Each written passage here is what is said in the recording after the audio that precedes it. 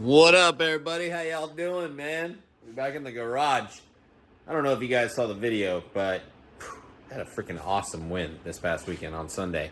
Went out, hung out with my buddy Rick Carter, Allie Carter. My buddy Druce even came out and raced. Man, all the long travels were out, with the exception of mine. I actually drove Mama's buggy, so we're back here in the shop today. One thing that we had to address, and I've been meaning to address this for a long time, is actually this rear shock. So this rear shock over here has a damaged shaft. The shock shaft itself actually has a nick in it, and I'll show you. Hold on.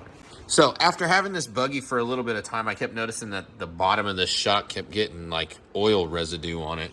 Same thing, it was happening right up around here. I couldn't really tell why it was leaking, but eventually I came in here and I couldn't help but notice that if you look right there, there's damage to the shaft. And what that's doing is it's actually trapping fluid in that little divot right there every single time it goes in and then out, and it pulls it out of the seal.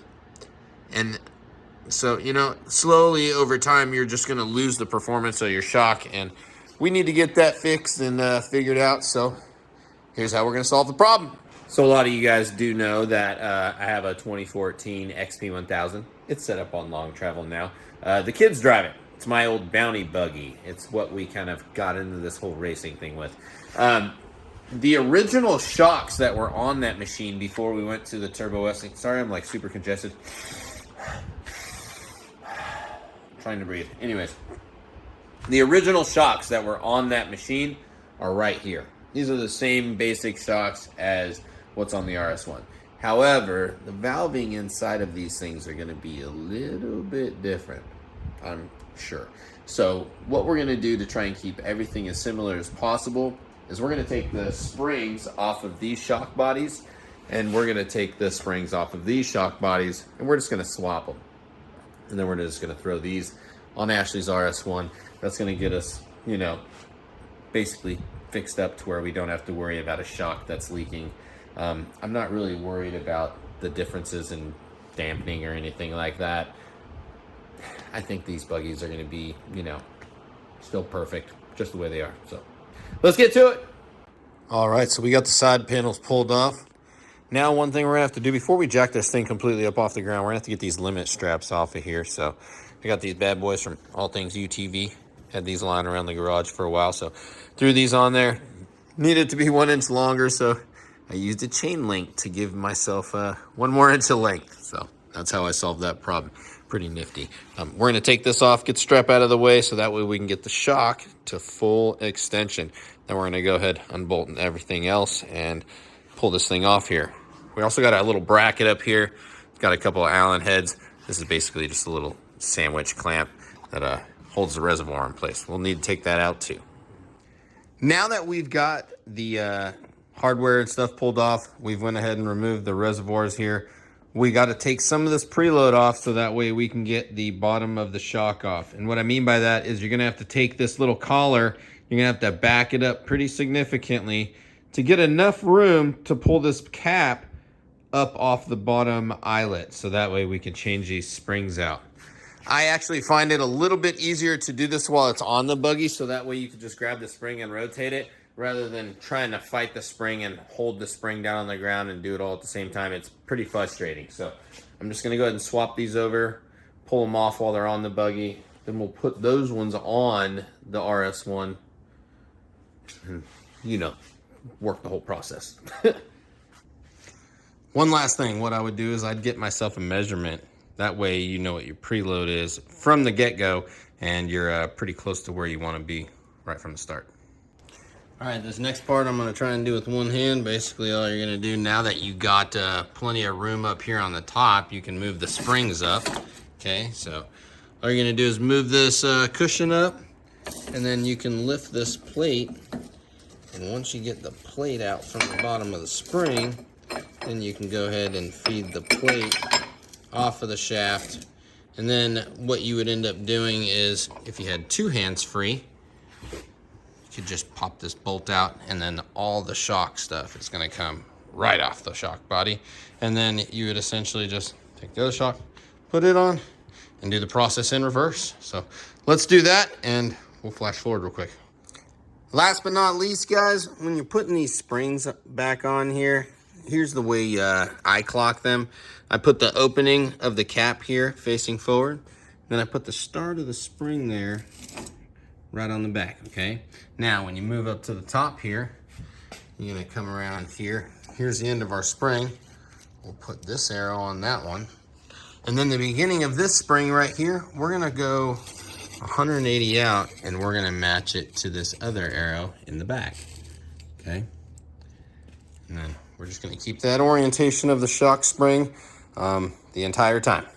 And then you'll just roll your preload collar on down here, set it back to what your measurement was, and then start putting this thing back together. Okay, now that she's on the ground, we've got just a couple more things left I got to do. So I built a tune for this thing quite a while ago, right after I first built it for Ashley. We had this exhaust on here. I had a friend weld on that exhaust bung, and basically I was able to utilize my Power Vision 3 to create a tune for this thing. I didn't have a whole lot of time, so it's a pretty rough draft of which is what's on it right now. So ever since I started tuning my Grom and the CRF 110 and the Turbo S, you know, I'm a lot more efficient at it, I guess you can say. So I want to go back over the tune on this thing. So what we're going to do is we're going to hook up the Power Vision 3 and the wideband controller. I'll go over that stuff real quick with you. These things are basically really necessary so that way I could data log this machine, make changes to the tune on the ECU so that way it runs as good as it can. Runs like a top. All right, so basically, here's all the things we're gonna need. We have ourselves our wiring harness and our wideband controller. We're also gonna be utilizing one of our Power Vision 3s. I got a few of these things. And yeah, let me get this stuff set up and I'll show you what we're working with. All right, so here's how your setup's gonna look. Basically, this piece right here is gonna plug into your ECU dongle, and then you're gonna have two cables here. This one's gonna plug into your Power Vision 3, and this one over here is gonna plug into your wideband control, or not your wideband controller, but your wideband sensor. And then basically, you'll be down set to data log. Let's get to it. All right, so we got everything hooked up here. Basically, right now, every time you switch from one unit to another, the Power Vision makes you re-download the tune and install it onto the ECU. I'm not sure why, but you have to do that before you can view any of the channels or anything. So we're gonna go ahead and let this thing rewrite the ECU file. And then what we're gonna do is we're gonna run through some data log procedures just in order to get the fuel spot on correct for this thing. There's a big reason why we have to get this correct, because we've got some upgrades coming for this thing, and I need to get every bit of this tune in tip-top shape before that upgrade happens. So let's get this stuff taken care of. All right, so we got this thing all tuned up now, and basically now I got to do all the data log stuff.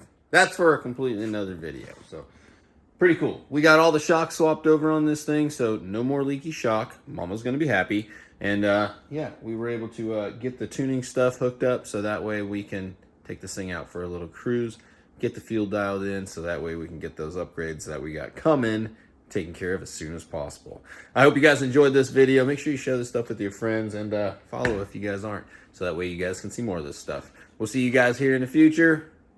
Take it easy.